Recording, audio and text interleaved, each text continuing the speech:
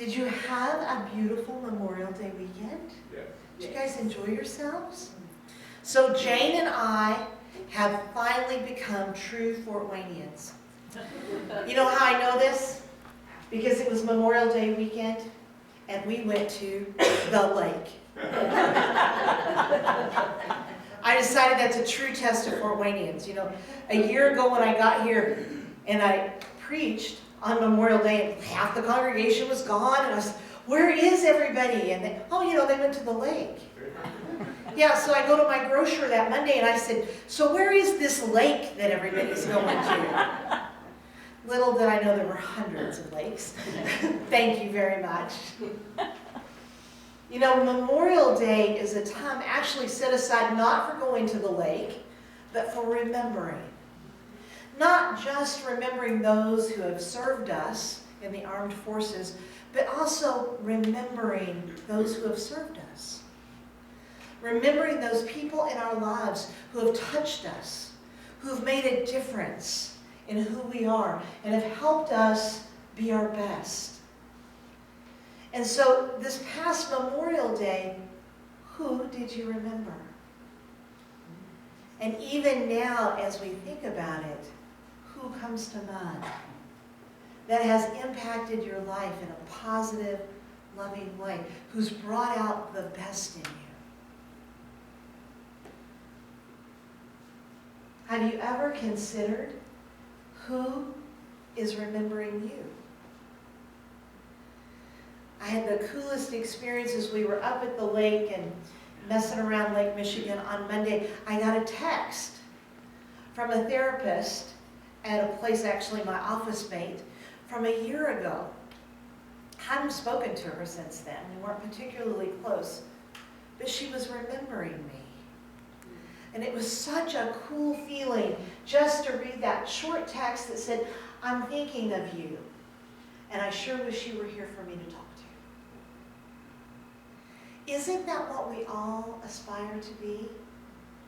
Don't you deep down inside want to be the kind of person that is remembered? Do you ever long to live a memorable life? A life that makes a difference? I know that one of the things that drew me to Unity Fort Wayne Spiritual Center is that I knew that you were a community that wants to be different, that wants to make a difference in the world.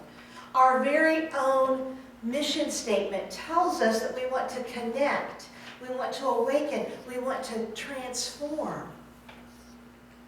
We want to be memorable. The kind of memory that changes people's lives. And so the last few weeks together, we've been talking about one of the ways that we do that we help bring out the best in others, is by practicing the principles of agreeing and disagreeing in love, which is a covenant that we signed in 2013. And so we've talked about how to agree and disagree in love in our thoughts, and how to do that in action. Today is where the rubber meets the road.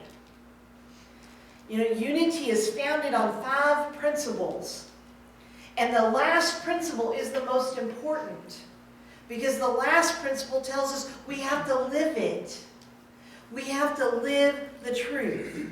You can sit in church every Sunday until you're here no more, and your life never change. And you never change anyone else's life. You can know all of the 12 principles of agreeing and disagreeing in love and still be miserable in your relationships. Because you have to live it. Knowing is not enough. We have to live. We have to embody the truth of what we know. And so our last set of spiritual principles in agreeing and disagreeing in love is about carrying these principles out in life. One of the New Testament writers in Colossians describes what it might look like to live this kind of life. In Colossians 3:12 through 15, we read, "As God's chosen ones, holy and beloved, clothe yourselves with compassion, kindness, humility, meekness, and patience. Above all, clothe yourselves with love, which binds everything in perfect harmony.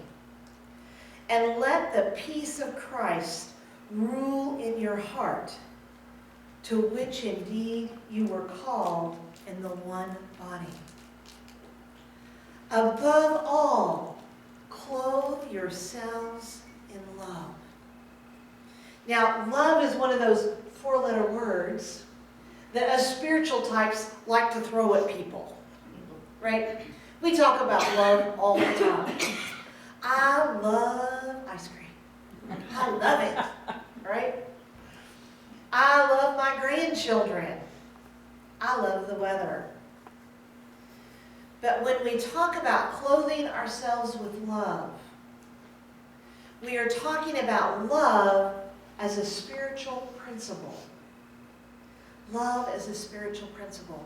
So number 9, in our agree and disagree in love covenant says, we are steadfast in love.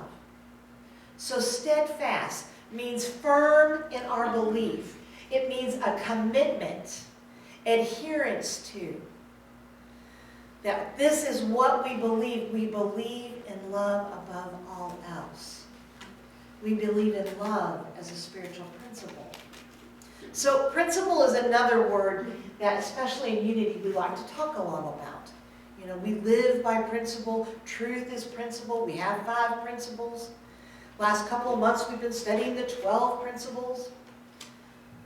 Charles Fillmore, who's the co-founder of Unity, wrote in Revealing Word that principle is fundamental truth in a universal sense, or as pertaining to God, the divine. It is the underlying plan by which Spirit, God, moves in expressing itself. The underlying plan by which God moves into expression. So that means that if we are steadfast in our love, we hold firm to knowing that God is love. And therefore, we are love. And everything we do from a place of love. Now, when it comes to woodpeckers, it's kind of difficult, right? They're sinking the boat, man. It's kind of hard. And so this principle goes on to say, give us 3 guideposts for looking at how do we love the woodpeckers in our lives. And one of those is that we first seek a mutual solution. So it may be that I want to throw the woodpecker overboard. The woodpecker probably doesn't want to go overboard. Probably doesn't know how to swim. And so we have to look for a mutual solution. Now, the interesting thing about a mutual solution means that I have to be willing to give a little. And you have to be willing to give a little. And we have to understand that not everybody's going to be happy. I remember one time when I was, complaining to a mentor about people not liking me or somebody being mean to me or something like that. She said to me, Glenda, it's important for you to remember that you can please some of the people some of the time. And there are some people that you will never please. And the one thing is certain is you will never please all of the people all the time. Right. So when we go to seeking a mutual solution, we have to realize that that doesn't always mean that we get our way. And it doesn't always mean that everybody's happy. That we have to seek to bring into alignment. And that's really difficult for us. Some of us spiritual types, we want everybody to be happy on the boat all together for 40 days, even if it's smelly and wet, right? We want everybody to get along.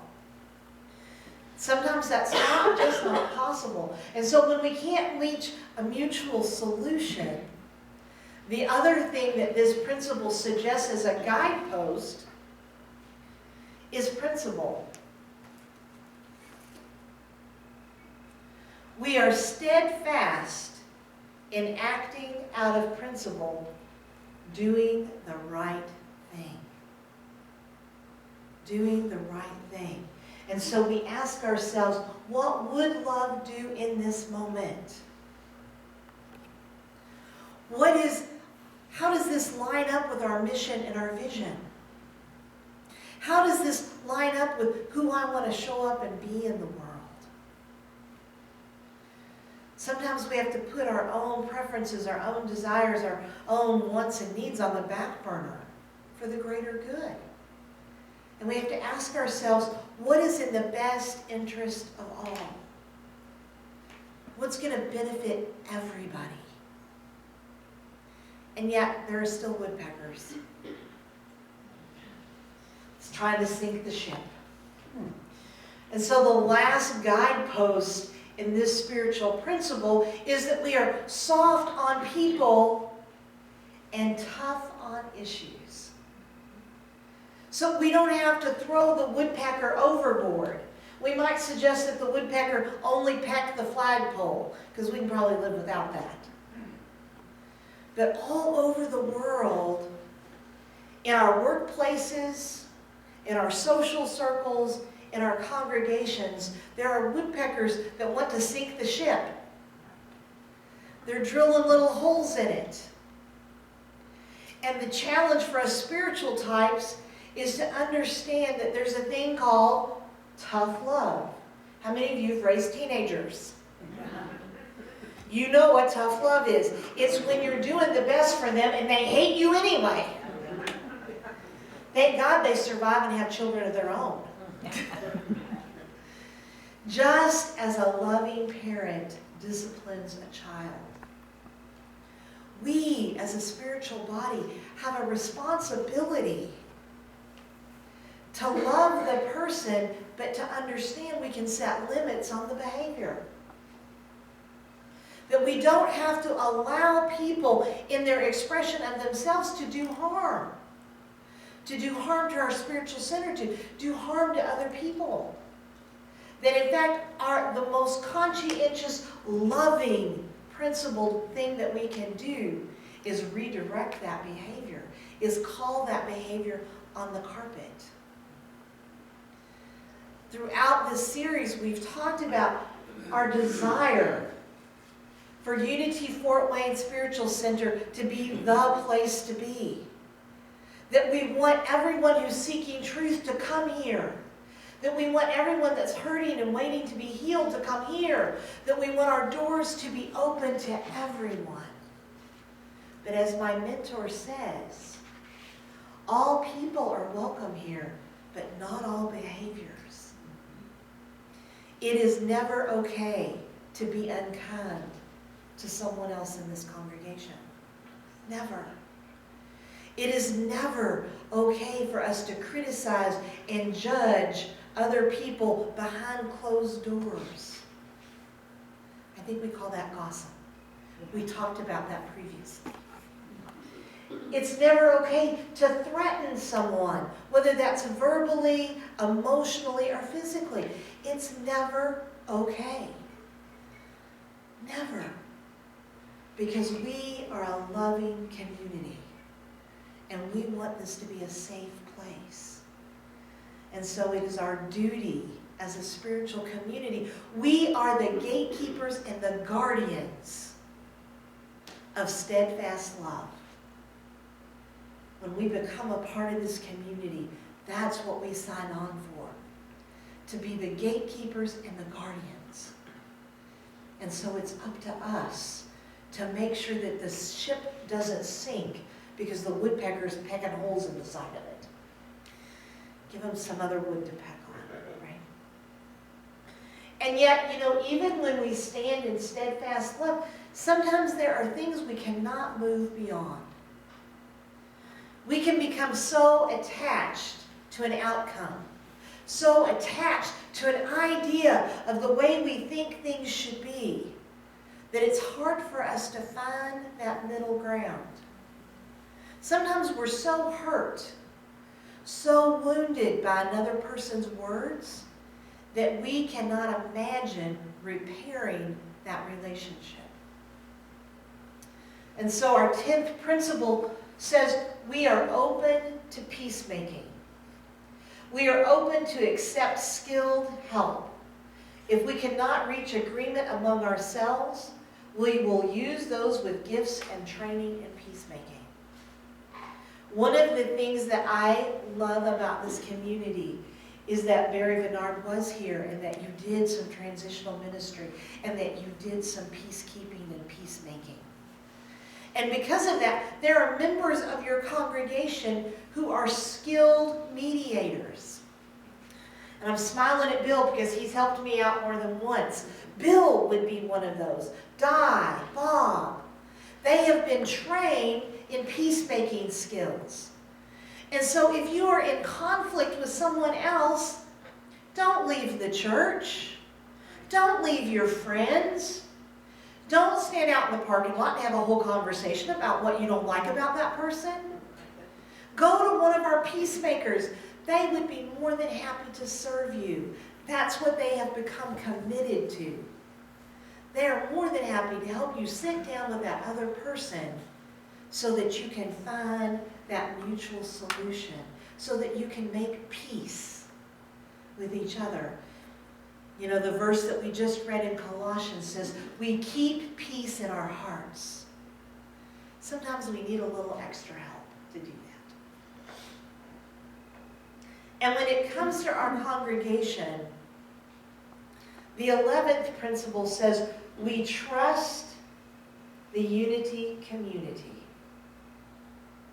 We trust the wisdom of community. We may not always like the decisions that leadership makes. We may not agree with the majority rule, especially if it wasn't our idea. And yet the truth is that our unity principle assures us that each and every one of us have within us the divine essence of God. And so when you pull all that divine essence of God together, something's got to show up. And I believe that something is source. That when we are collectively together and we collectively make decisions, there is no way for Spirit not to inspire us and to guide us. And so we have to trust. We have to trust our bylaws and our policies. We have to trust that as a group we are making the best possible decisions for our spiritual home. And the very last principle is the principle upon which all the others rest. It is also the principle that is at the heart of unity. And that principle says in 12, we seek to be an expression of Christ. We are committed to peacemaking and the demonstration of principle. We are an expression of Christ. Above all else, at the end of the day, we want to show up and be our best. And we want to bring out the best in others. We started this series with me talking about how we are spiritual beings, but we're having a very human experience. Sit in traffic for 15, 20 minutes. Not get a check in the mail you were expecting. Have some solicitor call you and try to sell you something. We are having a very human experience. And part of that human experience is conflict. It's life. It's natural. It's what happens. Even in churches, there's conflict. Conflict. The Chinese symbol for that is crisis and opportunity. That's because in our humanness, whenever there's a conflict, we make it into a crisis. Right? Mountains out of molehills out of mountains. Something like that. Right? We make it a crisis. But what it truly is in truth is an opportunity. It is an opportunity for you to be God in that moment. It is an opportunity for you to be love in action, love in expression. It is an opportunity for you to bring out the best in someone else. And an opportunity for you to be your best. Conflict here in our community, in the world, is an opportunity for us to tune in to the peace in our hearts, to the love that guides us, to who we truly are, and to bring that forth so that we can transform the world, so that someday we are memorable, so that even in this moment we make a difference. So I have one final question for you, and it comes from our own covenant. Is it your desire that Unity Fort Wayne Spiritual Center be a demonstration of how the application of spiritual principles can make a positive difference in an environment of diverse people and ideas? If so, can you say amen? Amen. Amen. Awesome. Infinite love and gratitude to everyone.